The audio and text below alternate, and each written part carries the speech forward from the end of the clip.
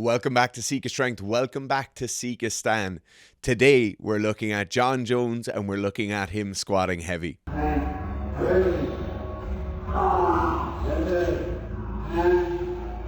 At Sika Strength, we are strength and conditioning coaches, and you'll see in many of these videos we use the training of elite athletes to put context on why certain athletes do certain things with their training cycles. Now, in this case, by no means is this video meant for Jon Jones to look at and say, oh, you need to change your training or well done on this. This is more so for you as a combat athlete or as a general sports athlete to be able to look at his training and say, okay, there's certain things here I could be doing. Maybe the rationale behind him using it would suit you or wouldn't suit you. And hopefully it gives you a bit more information or a bit more context around your S&C training. Here we have Jon Jones doing 525 pounds on a safety squat bar, squatting to a box. Now, he does this for 3 reps. They're very, very good reps. And obviously, this weight is excessively heavy when we look at what other MMA fighters are doing with their squats, particularly with box squats. Now, this by no means is a bad thing. Jon has been powerlifting for years. We've seen it in multiple training camps over the last decade or so of his training, where he tends to push the lifts and the top end strength of those lifts quite hard. Now, the repeated thing that pops up over and over again with Jon's training is that he's going to injure himself. Why is he doing all this really heavy lifting? This is a waste of time. This is risky, and this could possibly lead to him not being able to fight as well, or probably more importantly, not being able to fight due to an injury he'd sustain in the weight room. Now, one of the most liked comments on this video is an interesting one, and it's, "This is how you get hurt before a fight. WTF is this LOL?" So this is interesting, right? We're seeing an individual, an athlete who is literally preparing himself to go into a ring against another person and basically fight there until somebody wins on submission, somebody wins on knockout, or somebody wins on points after 3 rounds or 5 rounds of the fight. In most cases, people would consider a barbell to be far less scary or far less dangerous to an individual than a trained fighter fighting against them for 15 minutes or 25 minutes of a fight. And I think it's absolutely fair to say that. I don't think that's by any means inflammatory. So what is this user saying? What's this user bringing up? Well, they're probably bringing up the possible risk of injury that comes from squatting very heavy weights. Now, it could also be coming from the fact that he's squatting to a box. It could also be coming from the fact that he's squatting with quite a wide stance. But in most cases, what people are referring to in these videos is the fact that the weight on the barbell is high enough where there is an increased risk of injury. Now, in sports S&C, it's often thought of the job of the strength and conditioning coach is there to bring about massive increases in performance, and that's priority number 1. In fact, in professional sports, priority number 1 as an S&C coach is to limit risk of injury. So your job, firstly, is to do no harm. Then once you make sure you're doing no harm, you can bring up strength values, power values, speed values, aerobic values, whatever it is, you can bring about those changes. But number 1, as a strength coach or as an S&C coach, when you're dealing with these athletes, your main job is to do no harm.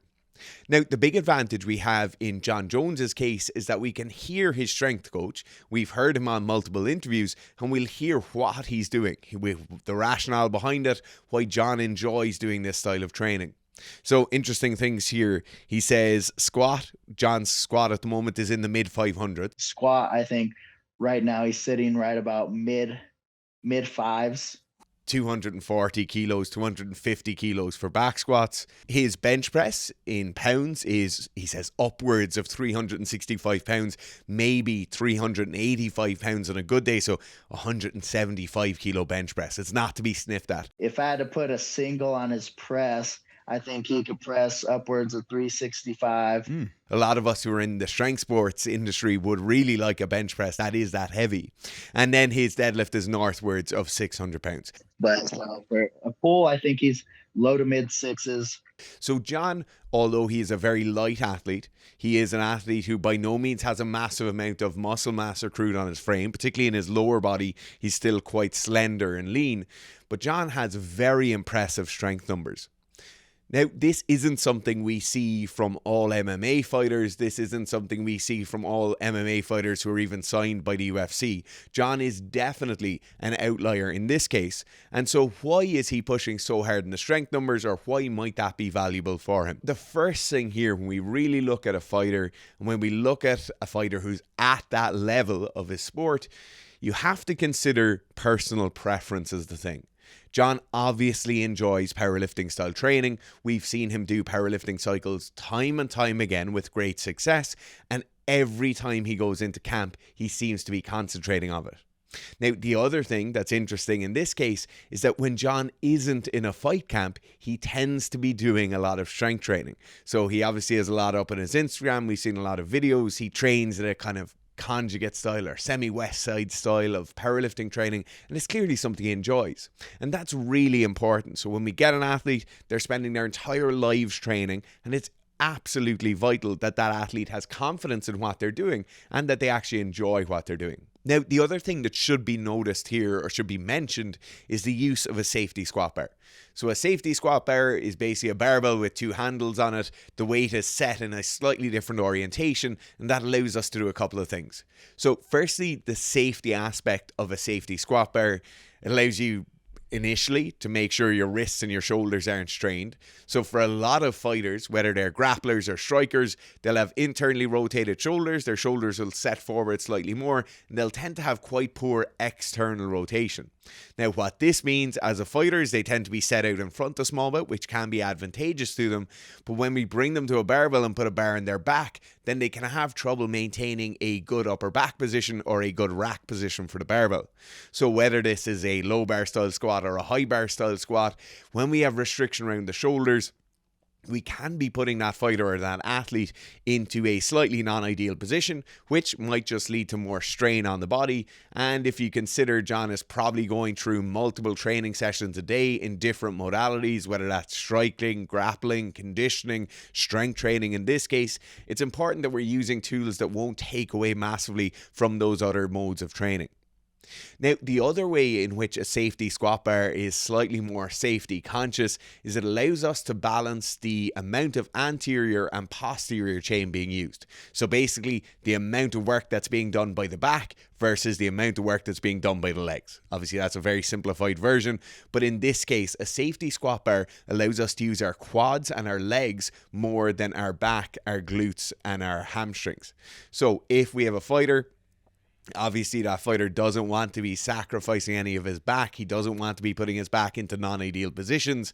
Now, in Jon's case, who has a very strong deadlift, you will see multiple 600 plus pound deadlifts from him, and they're usually from pins or from blocks, but it doesn't really matter. He has a strong back. In Jon's case, he's really looking to train his legs, and the safety squat bar is a great way of getting him to train his legs more effectively and more efficiently. Now, another option here would be something like a front squat, which again could be problematic due to that front rack position due to slightly restricted shoulders, or a belt squat. Now, the belt squat can really emphasize the legs. It can also deload the spine, and that can be positive, but it can also be negative because we don't get that same level of postural training that would come along from a barbell back squat of some sorts. Now, the final safety aspect of using a safety squat bar is that bailing the barbell tends to be a bit easier. So when we're in this position, we have the bar on our backs. Bailing a bar requires us to externally rotate our shoulders, drop our elbows down, and it can lead to the barbell scraping down the back. It can also lead to the barbell unhitching from one side and then one side of the bar maintaining contact with the shoulder or the hand or the arm, and it can just lead to slightly hairy or risky bail positions. Now, a safety squat bar is incredibly easy to bail. You usually just sit down into the bottom of the squat, you lever up the two handles, and the barbell will fall backwards behind you. It's nice and simple, nice and safe. For an athlete, it is absolutely perfect. At Sika Strength, we tend not to use the safety squat bar too much. We tend to favour the more high bar style of squatting, and usually we tend to favour the high bar ass to grass style of squatting for most athletes.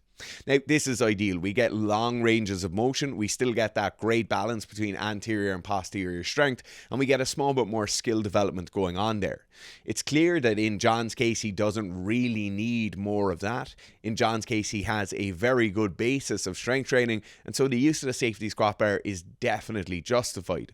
But if you're a younger athlete, or you're just getting into strength training, or maybe it's something you're interested in getting into, we definitely recommend the use of the high bar style squat for athletes, or something around here we refer to as mid-bar position. So it's not the bar resting right up high on our traps, it's the bar sitting on the widest point of the shoulders, but maintaining that nice upright torso angle. This tends to be the best for athletic development. This tends to get the best results for athletes. In the past, we've seen Jon actually squatting really nice positions with a normal barbell, really kind of good high bar style squats with a nice mid-bar position, quite good depth, slightly deeper than what he's going to the box in this case, and it looks very, very good. Now, I'd be interested to hear why they're using the safety squat bar in this particular case for this particular camp, but I imagine it's some combinations of the reasons we've outlined above. Then this leads us on to the use of a box. So in this case, you see a plyo style box with a small foam pad on top of it. Jon is going down to the box, hitting that each time and standing up again. Now, the use of a box squat versus the use of a standard squat is multimodal. So there's a few reasons we'd be using that. The first reason is we get a kinesthetic cue. So as we're teaching someone to squat, they get a direct kinesthetic cue. They feel themselves hitting the box and they know they're at a certain depth. They know they've gone through that required range of motion, and then they stand back up again. Now, the other reason we tend to see box squats being used is we can tend to load box squats a bit heavier when we cut the depth slightly.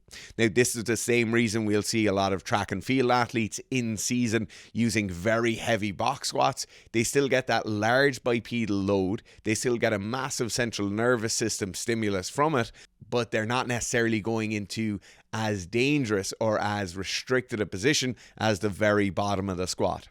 The other thing with the full ass to grass squats is most athletes can't load them anywhere near as heavily as they'd load one of these slightly above parallel box squats. So if you're an athlete and you're trying to figure out, should I be doing safety bar squats? Should I be doing very heavy squats or strength training in my MMA camp or my grappling camp? Should I be looking at a box squat versus a normal squat? Obviously, think about all the reasons we've outlined above, but there's a few other things to consider.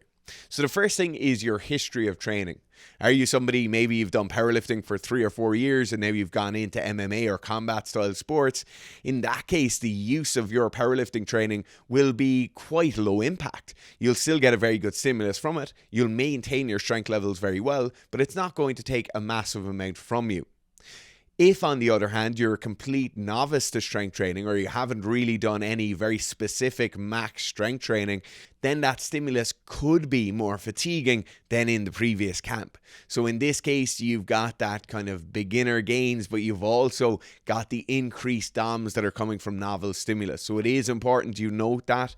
It's by no means something you should just dive into straight away without thinking about it. And you should be considerate of the fact that because you've never squatted before, or because maybe you've never done a very specific squat cycle, you should probably be doing this in your off season and not in a specific fight camp, maybe a month or 2 out from your actual fight.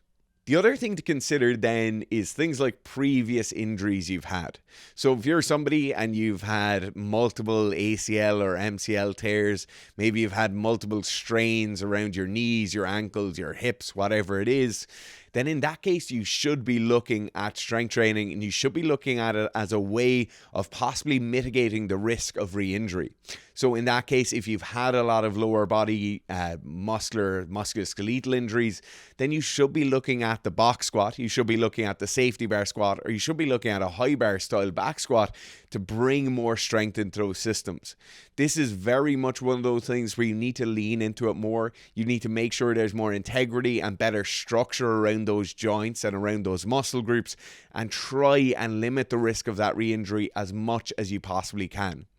Particularly in grappling sports like BJJ or wrestling, we see it on a weekly basis where people have had multiple knee injuries coming from the demands of the sports themselves, and they will tend to run away or distance themselves from lower body strength training. They'll say, oh no, I don't have a good knee, so I want to try and stay away from it. This, in many ways, although you can see the thought process behind it, is probably the most damaging thing you could be doing for athletic development. You really should be making sure you have strong legs, strong hips, and a strong back to make sure that injury is less likely to happen again in the future. Moving on from that then to our final point, you should look at your own particular style of fighting, your own particular preferences, and what you glean confidence from. If you're somebody who really likes to focus on control, if you're somebody who really wants to feel like they're able to overpower their opponent, then you will glean a lot of confidence from those increases in strength.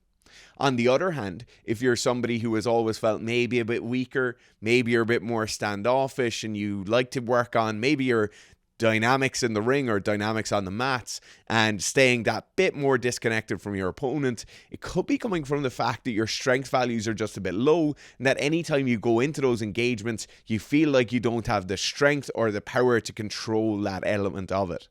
In that case, you should probably look at some very fundamental level of strength training and just see how it changes your tactics. See how it feels when you are that bit stronger. See how it feels when you can kind of dominate those engagements a bit more. And I guarantee you, you'll have a hell of a lot more confidence going in with a bigger squat, a bigger deadlift, and a bigger bench press to your next fight or your next roll on the mats. Thank you so much for watching this video. If you have questions or if you have videos you'd like us to cover like this one, please pop them down in the comments below. If you're a combat athlete and you're looking for a strength training program that will encompass all the elements of strength training you need for grappling, striking, MMA style sports, then check out the Sika Strength app. We have the combat athlete program. This is 10 weeks of 4 sessions per week. You can run this as 2 or 3 or 4 sessions per week. It's just the length that it will take you to get through the training program will differ slightly.